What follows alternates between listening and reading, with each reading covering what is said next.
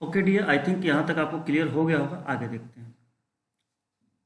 Sources of medieval period, मतलब कि बेटा कुछ तो ऐसे प्रूफ मिले होंगे हमें, है ना, जिससे ये सब चीज़ें साबित होता हो कि वास्तव में ये घटनाएं घटी हैं, या ऐसा राजा हुआ है, या कोई भी इंसिडेंट ऐसा हुआ है, तो सब कुछ ना कुछ तो सबूत मिला हुआ। तो उसी चीज़ की यानी कि हम प्रूफ की बात करेंगे कि हमें क्या क्या प्रूफ मिले हैं। Historians depends on the variety of sources to learn about the past depending upon the period of their study। मतलब कि जो हिस्टोरियन वगैरह उनको स्टडी करने के लिए कुछ ना कुछ सबूत चाहिए होता है। तो देखो कुछ क्या होता है कि खुदाई करते हैं, है ना, खुदाई करते हैं, धरती के नीचे कोई चीज़ मिलता है, उस पर स्टडी किया जाता है, उससे पता चलता है कि कुछ हमारे पास बुक्स वगैरह अवेलेबल होती हैं। उस समय जो भी हिस्टोरियन आए उन्होंने बुक वगैरह लिखी, उससे हमें पता चलता है। कुछ होता है डियर कि पिलर्स, जो हमारे पिलर वगैरह होते हैं जिसपे कुछ राजाओं ने पिलर्स पे लिखवाया है, कुछ मोनूमेंट्स हैं, ऐतिहासिक भवन वगैरह हैं, उससे भी पता चलता है कि हाँ ये घटनाएं वास्तव में हुई होंगी। तो उसी चीज़ के बारे में हम डिस्कस करने वाले हैं। For the study of the medieval period they use a variety of sources such as inscriptions building. बेटा उस समय की कोई खुदाई का काम किया गया, मतलब कि कोई शिलालेख मिला हो, पत्थरों पे कुछ लिखा हुआ मिला हो, या फिर कोई बिल्डिंग, या क्वाइंस, खुदाई में क्वाइंस मिली हो, या religious and non religious literature, या कोई किसी के द्वारा लिखी हुई बुक मिला हो, उस सबसे पता चलता है कि हाँ ये चीज़ें घटनाएं घटी होंगी। The medieval period also has the first good example of return records. और बेटा इंडियन हिस्ट्री में ये पहला पीरियड था, ये पहला ड्यूरेशन था जब हमें कोई रिटर्न रिकॉर्ड मिले। मतलब कि इससे पहले हमारे पास कोई भी रिटर्न रिकॉर्ड नहीं है, मेडाइवल पीरियड से पहले हमारे पास कोई भी रिटर्न रिकॉर्ड नहीं है। ये फर्स्ट है जो कि हमारे पास रिटर्न सबूत है, हमारे पास बुक्स अवेलेबल है, हमारे पास क्वाइंस, बिल्डिंग, ये सब कुछ अवेलेबल है of history which gives us better insight into the period, जिससे हमें पता चलता है कि इस पीरियड में, इस ड्यूरेशन में हुआ क्या होगा। अब देखो सबसे पहले बात करते हैं लिटरेरी सोर्सेज, मतलब कि कौन कौन से बुक मिले हैं, ऐसा कुछ लिटरेरी सोर्सेज, मतलब कि कोई बुक वगैरह किसी ने लिखी है तो उसके बारे में बात हो रही है। One of the distinct features, सबसे मोस्ट इंपोर्टेंट फीचर्स क्या हो जाता है मेडाइवल पीरियड का, वो क्या है, that number and variety of literary और टेक्सचुअल रिकॉर्ड्स, कि बेटा या तो बहुत ज़्यादा बुक लिखी गई है हमें मिली हुई है उस समय की, या कोई रिकॉर्ड हमें मिला हुआ है। Increased noticeably during this period, इस समय हमें बहुत सी ऐसी सबूत मिलते हैं। लिटरेट्स एंड क्रॉनिकलर्स रोट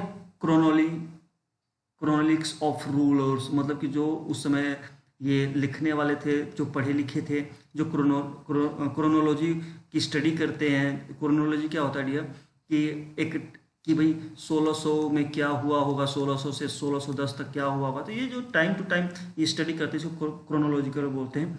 तो उन्होंने इसको लिखा है उस समय पिटिशंस की, उस समय क्या क्या कानून व्यवस्था थी, judicial record, account and taxes, क्या क्या टैक्स पे किया जाता था, तो ये सब रिकॉर्ड इनको मिले हैं।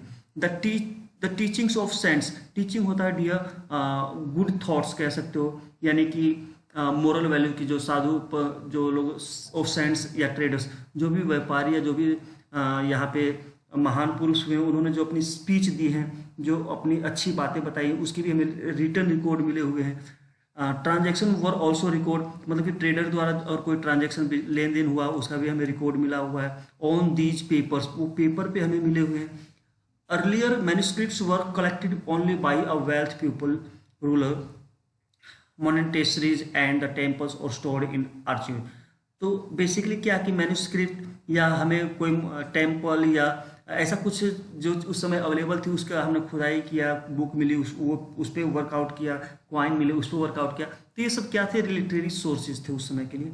देखते हैं दीज मैन्युस्क्रिप्ट्स। अब मैन्युस्क्रिप्ट्स क्या होता है बेटा, तो मैन्यू का मतलब आप मानो हैंड होता है, और स्क्रिप्ट होता लिखा हुआ, यानी हाथ से कोई लिखा हुआ प्रतिलिपि या कोई कॉपी हो सकती है। और document provides a lot of detailed information of the historians. अब ये लिखा हुआ जो उस समय का जो भी सबूत मिला उससे हिस्टोरियन को काफ़ी ज़्यादा फायदा हुआ।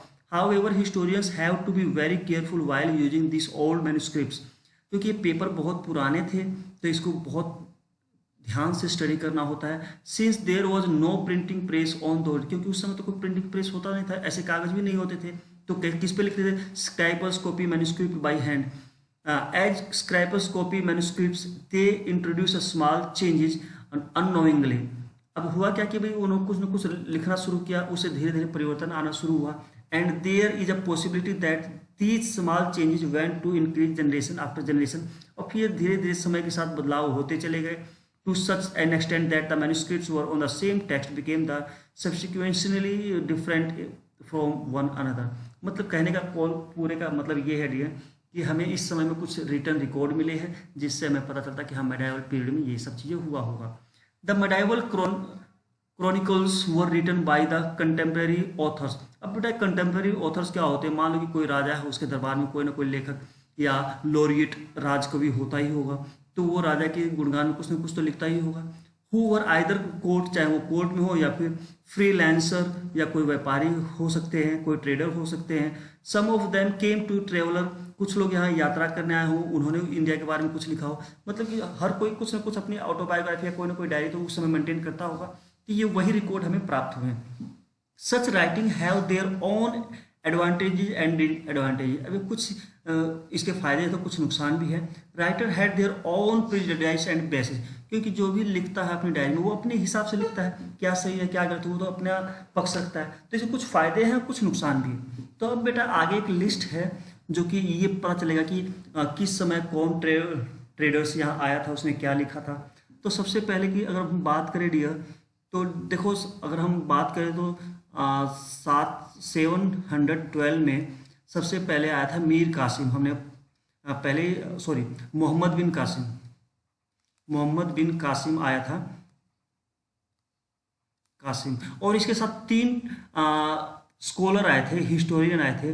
कौन थे उस भाई, तो एक तो था इसी में आपको मिल जाएगा, एक तो था अलबरूनी, एक था फिरदौसी, और एक था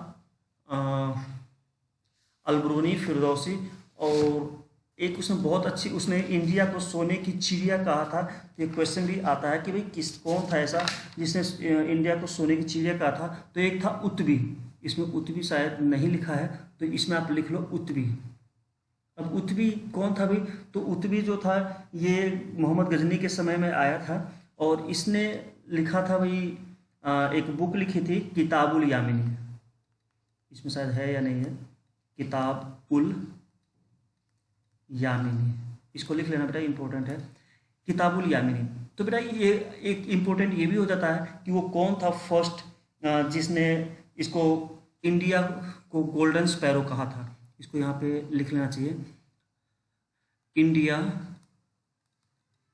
इज अ गोल्डन स्पैरो। ये किसने कहा था, तो बेटा ये कहा था उत्बी ने, ये उत्बी ने कहा था। तो बेटा ये 3 तो सबसे पहले ही आए थे, उसके बाद भी बहुत से आए थे, देखते हैं। तो आपकी बुक में क्या मेंशन है, अल मसूदी। अब ये कौन थे भाई, तो he was an Arab travellers who gave an extensive account of India. अब ये अरब के ट्रेवलर थे, इन्होंने भी इंडिया के बारे में बहुत सी जानकारी उस समय प्रोवाइड करवाई, उसने अपनी डायरी में या कॉपी में लिखा होगा। अलबरूनी हमने ऑलरेडी डिस्कस किया था। महमूद गजनी के समय आया था।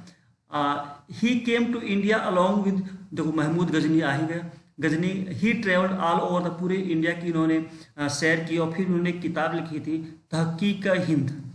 इन्होंने इसमें बताया था कि इंडिया का सोशल, रिलीजियस और पॉलिटिकल कंडीशन कैसा है। तो इससे ही पता चलता भी उस समय वहाँ का जो राजा था या इंडिया का राजा रहा होगा तो कैसा रहा होगा। इब्बन बतूता, अब ये कौन थे भाई, तो इब्बन बतूता बेटा मूरिश ट्रेवलर थे, ये भी यात्रा करने वाले थे।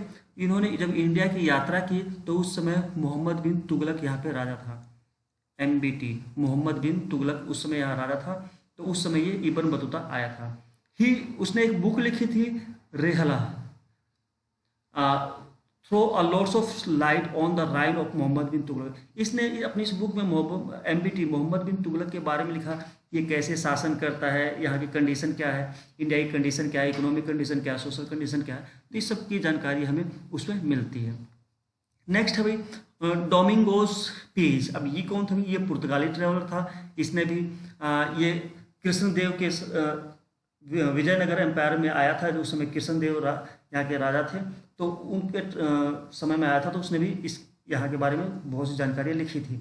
विलियम हॉकिंस, ये कौन थे, तो ये भी इंग्लिश एम्बेसडर था जो किंग्स जेम्स के कोर्ट से आया था और जहांगीर के समय में आया था। ये कि विलियम हॉकिंस कौन था, तो बेटा ये देखो हुआ क्या था ना कि ये फर्स्ट एम्बेसडर था जिसने, देखो बेसिकली अगर बात करें तो ये 1608 होना चाहिए था, लेकिन 9 है, क्योंकि ये एक चार्टर के साथ आया था बिजनेस करने के लिए इंडिया के समय।